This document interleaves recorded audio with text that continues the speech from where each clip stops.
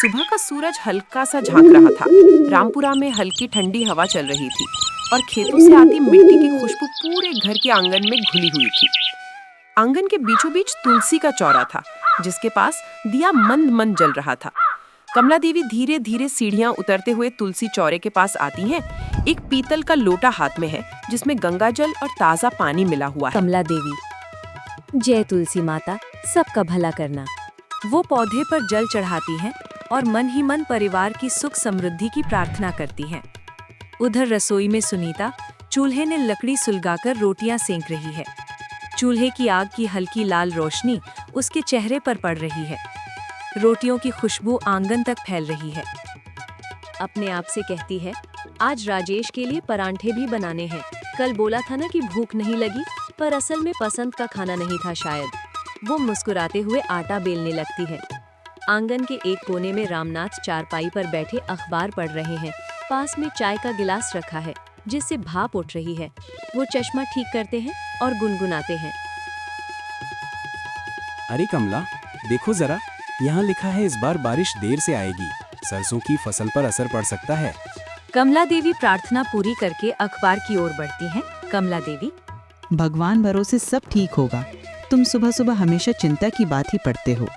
आंगन में दूसरी खाट पर राजेश बैठा है।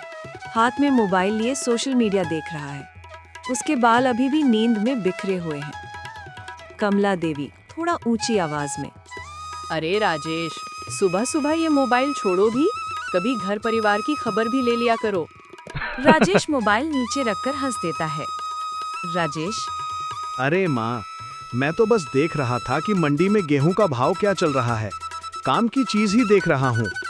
पास ही रसोई से सुनीता की आवाज आती है। सुनीता, बाबूजी, चाय गरम कर दूं? और राजेश, पराठे बन रहे हैं जैसे तुम्हें पसंद है। राजेश उत्साहित होकर खाट से उठता है। राजेश, अरे वाह भाभी, मतलब अरे हाँ, आज तो परांठे बन रहे हैं, बस यही चाहिए था। रामनाथ अखबार मोड़ते हुए मुस्कुराते हैं। रामनाथ, लगता है आज घर में सुबह सुबह ही खुशबू और खुशियों दोनों का संगम है। कमला देवी तुलसी की परिक्रमा कर रसोई की तरफ देखती हैं। कमला देवी, हाँ, आज पूरा आंगन अपनेपन की खुशबू से भरा है। सुनीता रोटियां तवे से उतारती है। आंगन में आती है तो चूल्हे की गर्माहट और उसकी मुस्कान से घर में जैसे सुनीता थाली लगाकर आंगन में बिछी चौकी पर रखती है। सुनीता, मां जी, आपके लिए गरम गरम रोटियां और सब्जी ले आई हूँ। आप पहले खा लीजिए, फिर मैं बाकी काम निपटा लूंगी। कमला देवी हल्की मुस्कान देती है, पर चेहरे पर थोड़ी गंभीरता भी है। कमला देवी, सुनीता, पहले अपना काम पूरा कर लो, फिर आराम से बैठकर खाना। सुबह से तुम अकेली रसोई में लगी हुई हो। सुनीता सिर हिलाती है। जी मां जी, बस 2 मिनट। इसी बीच आंगन के बाहर से पड़ोसन शांता आती है, हाथ में सब्जी की टोकरी लिए। शांता, अरे कमला भाभी, आपकी बहू तो बड़ी सीधी साधी और काम में तेज है। किस्मत वाली हो तुम। कमला देवी हंसकर जवाब देती है, हाँ, है तो अच्छी, बस कभी कभी जल्दी में कुछ भूल चूक हो जाती है, लेकिन घर तो ऐसे ही चलता है। सुनीता ये बात सुन लेती है पर कुछ कहती नहीं, बस चुपचाप रसोई की तरफ लौट जाती है। उसके चेहरे पर हल्की सी उदासी उतर आती है। राजेश ये सब देख लेता है। वो धीरे से माँ के पास आता है। राजेश, माँ, भाभी इतनी मेहनत करती हैं, कभी कभी आपकी तारीफ भी सुनने को मिल जाए तो उन्हें बहुत अच्छा लगेगा। कमला देवी थोड़ा चौंक जाती हैं, फिर सोच में पड़ जाती हैं। इधर रसोई में सुनीता पराठों की आखिरी ढेरी बनाती है, पर उसकी आंखों में नमी है। रामनाथ अंदर आते हैं। रामनाथ, बेटी, ये परांठों की खुशबू तो बचपन की याद दिला रही है। ऐसे ही परांठे कमला के हाथ के भी हुआ करते थे। सुनीता हल्का मुस्कुराती है। बाबूजी, आप बताएंगे तो मैं वैसे ही बनाती रहूंगी।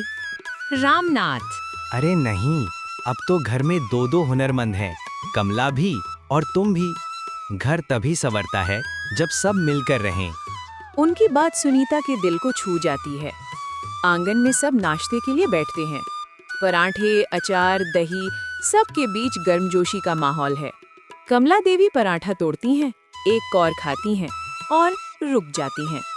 कमला देवी धीरे से नर्म आवाज में, सुनीता, ये परांठा बिल्कुल वैसा है जैसा मेरी माँ बनाया करती थी। सुनीता की आंखें उठती हैं, इस बार नम नहीं चमकती हुई। सुनीता, सच माँ जी? कमला देवी सिर हिलाती है। हाँ, और सुबह जो बात कह दी वो बस यूं ही निकल गई। तुम इस घर की बहू नहीं, बेटी हो। राजेश मुस्कुरा देता है। रामनाथ सिर हिलाकर संतोष व्यक्त करते हैं।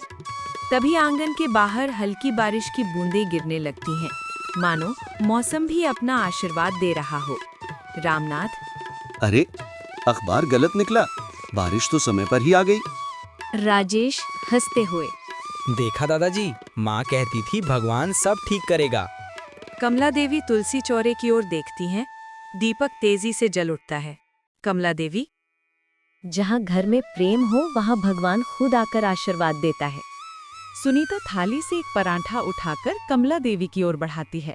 सुनीता, माँ जी, ये परांठा आपके लिए, अपनेपन की खुशबू के साथ।